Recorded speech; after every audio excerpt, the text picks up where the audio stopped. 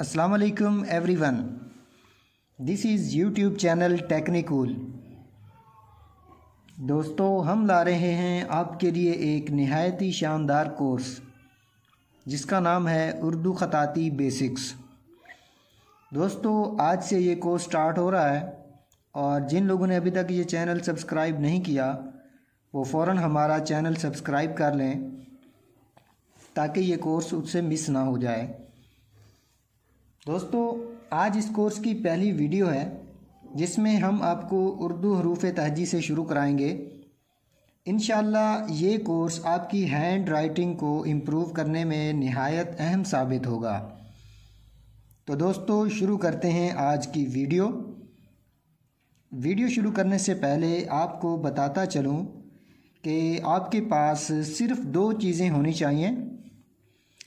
Number एक cut marker जैसा कि आप वीडियो में देख रहे हैं। दूसरे नंबर पे है 4 लाइंस वाली कोई भी नोटबुक, क्योंकि हम उर्दू को यहाँ पे सीखेंगे इसलिए ये 4 लाइन वाली कापी ये उर्दू सीखने में भी बहुत अहम साबित होती है। तो दोस्तों, शुरू करते हैं आज की वीडियो।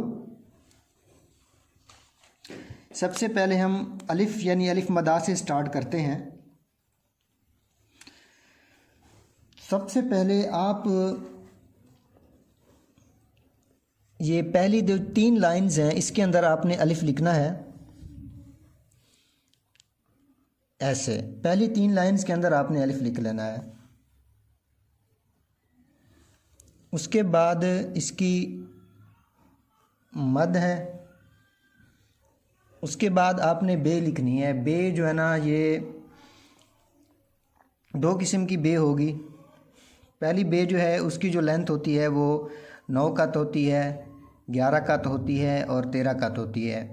जो छोटी बे है उसकी जो लेंथ होती है वो 5 कत होती है। कत क्या होता है? ये जो मार्कर आपके सामने नज़र आ रहा है, इसके कट की जो लंबाई है इसको हम क्या कहते हैं? कत कहते हैं। तो बे को हम यहाँ पे लिख रहे हैं। बे की लेंथ कम अज़ कम 9 कत होनी चाहिए, 11 कत होनी चाहिए या 13 कत होनी चाहिए। अब यहाँ पे देख लेते हैं कि ये कितने कत का है। 1 2 3 4 5 6 7 8 9 10 11 12 13, यानी ये 13 कत की पूरी लेंथ आ गई। उसके बाद आप जो है ना इसका जो नुक्ता है वो कहाँ पे डालेंगे? 1 कत लेंथ छोड़कर उसके नीचे डालेंगे।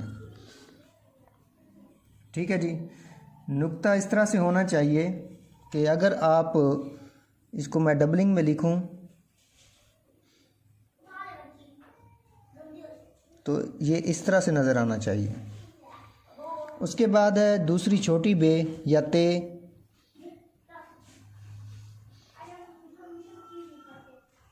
ये 5 कत इसकी लेंथ होनी चाहिए। उसके बाद है जीम। जीम को इन 4 लाइंस के अंदर लिखेंगे, इन 4 लाइन से बाहर नहीं जाएंगे।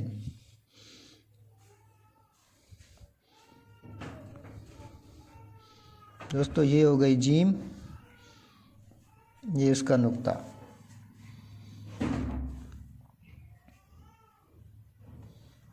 उसके बाद है दाल। इसके बाद है रे। उसके बाद जो सीन है वो भी हम इस 4 लाइन के अंदर ही लिखेंगे, बाहर नहीं जाएंगे। थोड़ा बहुत बाहर हो भी जाए तो कोई मसला नहीं। सीन का जो पहला हिस्सा है वो बारीक होगा, दूसरा हिस्सा पूरे कद का होगा। उसके बाद है सीन का दायरा। ये आ गया सीन का दायरा। उसके बाद सीन जो है कशिश वाली जो होती है वो भी हम लिखेंगे यहाँ पे, लेकिन वो इन 4 लाइन से बाहर भी हो सकती है। हम इसको यहाँ से स्टार्ट करते हैं, यहाँ पर।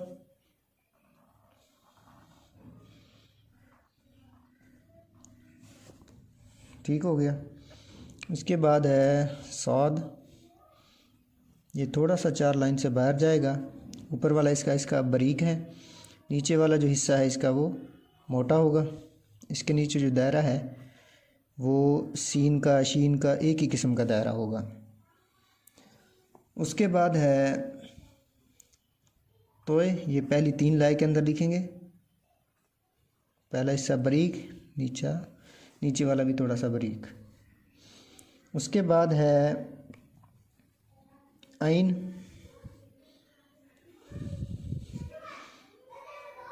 ये भी इन 4 लाइन के अंदर आएगी। इसके नीचे वाला जो दायरा है वो बिल्कुल जीम की तरह होगा। उसके बाद है फे, ये भी इसी बे की तरह 9, 11 या 13 कत इसकी लेंथ होगी। उसके बाद छोटी फे लिखेंगे, वो बे की तरह 5 कत की होगी, छोटी बे की तरह। पहली लाइन दोस्तों आपने इस तरह से लिखनी है। अब है इसकी मशक का तरीका कि आप इसकी मशक कैसे करेंगे। अब हम यहाँ से स्टार्ट करते हैं। जो अलिफ़ की मशक है वो किस तरह से होगी। पहली जो 3 लाइनें हैं इसके अंदर आप लिखते रहेंगे मुसलसल, ऐसे इस तरह से आपकी मशक हो जाएगी। इसके लिए ये 4 लाइन वाली कापी का होना लाजमी है। इस तरह से ये हो गई इसकी मशक अलिफ़ की। उसके बाद अगर आप बे की मशक करना चाहते हैं तो ऊपर नीचे इसकी मशक होगी, जैसे ये है। उसके बाद है बे की मशक,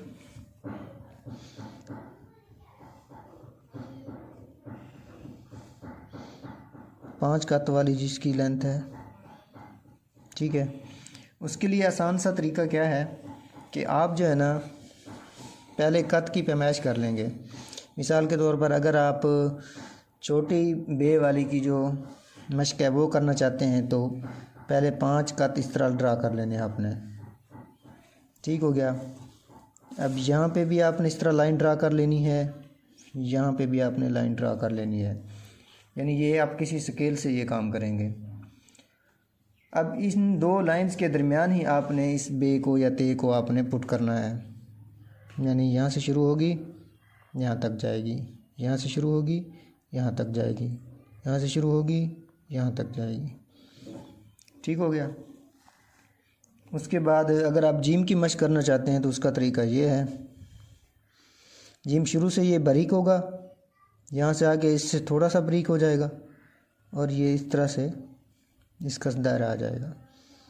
दूसरा जीम यहीं से स्टार्ट करेंगे ताकि जगह भी बच जाए। ये इसके अंदर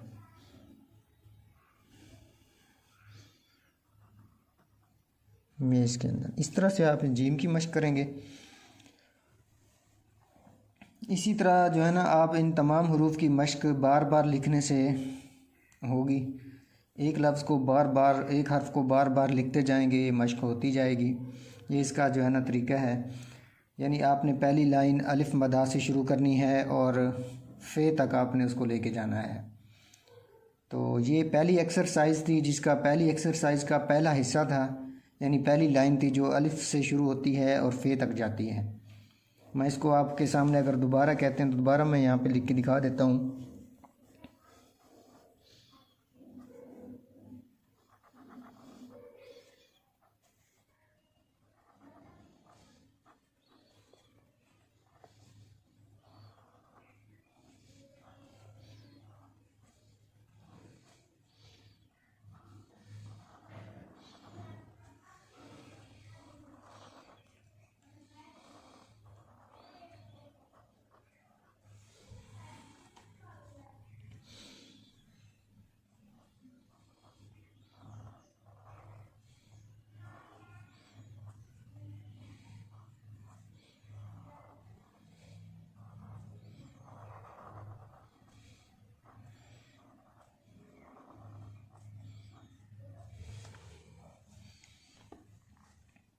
ये थी पहली एक्सरसाइज का पहला हिस्सा, यानी पहली लाइन।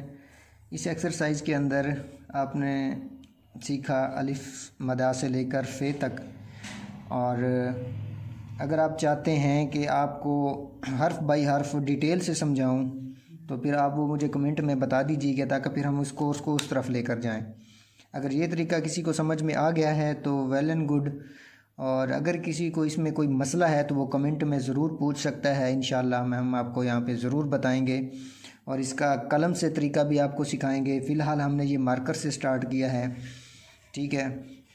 तो उम्मीद करता हूँ आपको ये वीडियो ज़रूर पसंद आई होगी, और अगर पसंद आई हो तो इसको लाइक और शेयर भी करें, और हमारे चैनल को ज़रूर सब्सक्राइब करें और बेल आइकन का बटन दबाएं, ताकि आपको आने वाली हमारी नई वीडियो के नोटिफिकेशन भी मिलते रहें।